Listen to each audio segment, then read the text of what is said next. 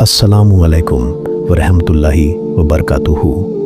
मेरे प्यारे भाइयों और बहनों, आज जो दास्तान आप सुनने जा रहे हो वो सिर्फ एक कहानी नहीं बल्कि एक जिंदा सबूत है कि जब एक माँ अल्लाह के सामने टूट कर रोती है और जब रहमतुल लिल आलमीन की नज़र करम हो जाए तो मौत भी पीछे हट जाती है।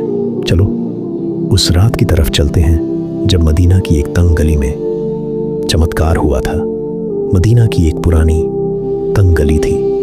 उस गली में एक छोटा सा मिट्टी का मकान और उस मकान में रहती थी उम्मे हारिस। उनके पति कई साल पहले गुजर चुके थे।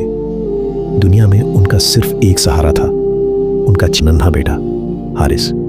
लेकिन अल्लाह ने उस बच्चे को भयंकर बीमारी दे रखी थी। डॉक्टरों ने कह दिया था अब बस कुछ घंटे या कुछ दिन ही बाकी हैं। रात दिन बच्चा तड़पता, सीने से ऐसी आवाजें आती जैसे कोई दम घुट रहा हो। गोद में उठाओ तो हड्डियां गिनी जा सकती थीं। लेकिन उम्मे हारिस कभी किसी से कुछ नहीं मांगती थी। बस हर नमाज के बाद सजदे में गिर पड़ती और फूट फूट कर रोती, या अल्लाह तू रहमान है, रहीम है, मेरा बच्चा तुझे बहुत प्यारा है ना, मुझे वापस दे दे। मेरे हारिस को मैं तेरे सिवा किसके पास जाऊं। मोहल्ले की औरतें आती, तसल्ली देती, बहन अब हिम्मत रखो, अल्लाह को शायद यही मंजूर है। लेकिन माँ हर बार एक ही जवाब देती, जब तक मेरी सांसें हैं मैं दुआ मांगती रहूंगी। मौत को भी मेरे बच्चे के पास आने से पहले मुझसे पूछना पड़ेगा। एक रात अचानक बच्चे की हालत बहुत बिगड़ गई। सांसें जैसे रुकने लगी, होंठ नीले पड़ गए, शरीर ठंडा हो गया। उम्मे हारिस घबरा गई। बच्चे को दुपट्टे में लपेटा, गोद में उठाया और दरवाजा खोलकर बाहर निकली। बाहर खूब अंधेरा था, ठंडी हवा चल रही थी। गली में एक भी इंसान नजर नहीं आया। वो चिल्लाई, कोई है, कोई तो मदद करो, मेरा बच्चा मर रहा है, अल्लाह के नाम पर कोई तो आ जाओ। लेकिन कोई जवाब नहीं, सिर्फ उनकी अपनी आवाज दीवारों से टकराकर वापस आ रही थी। वो वहीं जमीन पर बैठ गईं, बच्चे को सीने से चिपकाया और रोने लगी। या रसूल अल्लाह, आप तो यतीमों के वली हैं, मदद के लिए मेरे पास कोई नहीं, आपके रब से मेरे लिए सिफारिश कर दो, मेरा हारिस मुझे वापस दे दो। उस रात मदीना में चांद भी बादलों में छुपा था। बस माँ का रोना और बच्चे की रुकती सांसें ही सुनाई दे रही थीं। फिर अचानक गली के आखिरी छोर से एक हल्की रोशनी दिखाई दी। वो रोशनी बढ़ती जा रही थी। धीरे धीरे पूरी गली नूर से भर गई। दीवारें चमकने लगीं, हवा में हल्की खुशबू फैल गई, वो खुशबू जो जन्नत की बताई जाती है। उम्मे हारिस डर के मारे कांपने लगीं। बच्चे को और जोर से सीने से लगाया। रोशनी उनके बिल्कुल सामने आकर रुकी और उस नूर के अंदर एक शख्स नजर आया।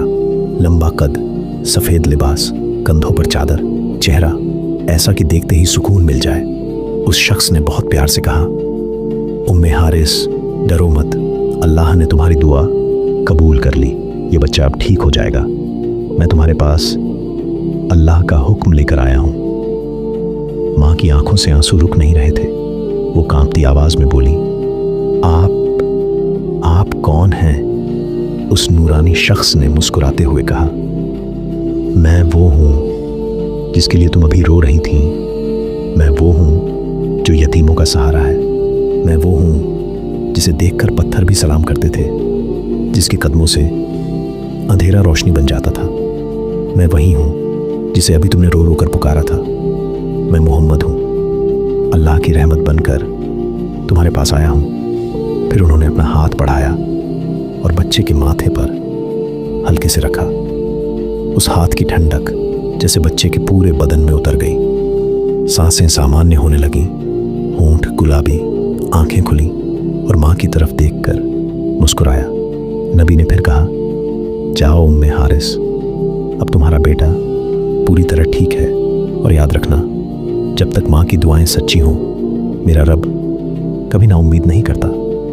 फिर वो नूर धीरे धीरे पीछे हटा और गली फिर पहले जैसी हो गई।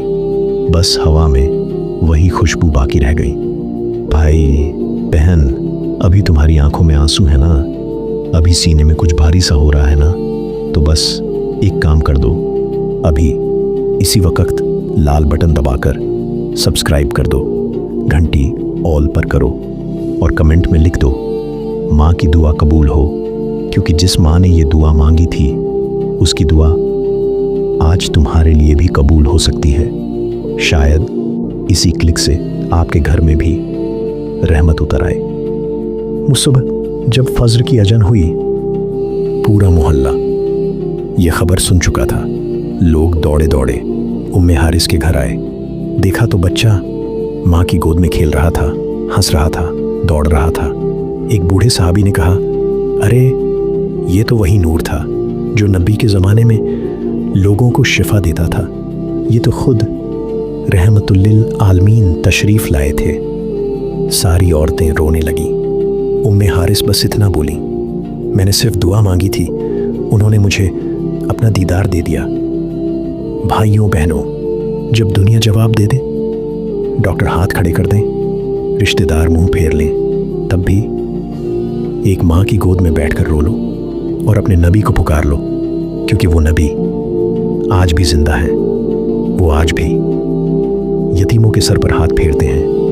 वो आज भी माँ की आंखों के आंसुओं को देखकर अल्लाह से सिफारिश करते हैं। बस शर्त यह है कि हमारी दुआएं सच्ची हों।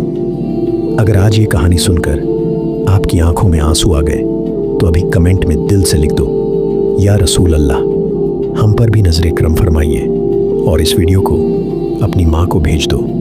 शायद आज उनकी दुआ कबूल हो जाए। अल्लाह हम सब की माँओं को सलामत रखे और हमें उनकी दुआएं नसीब फरमाए।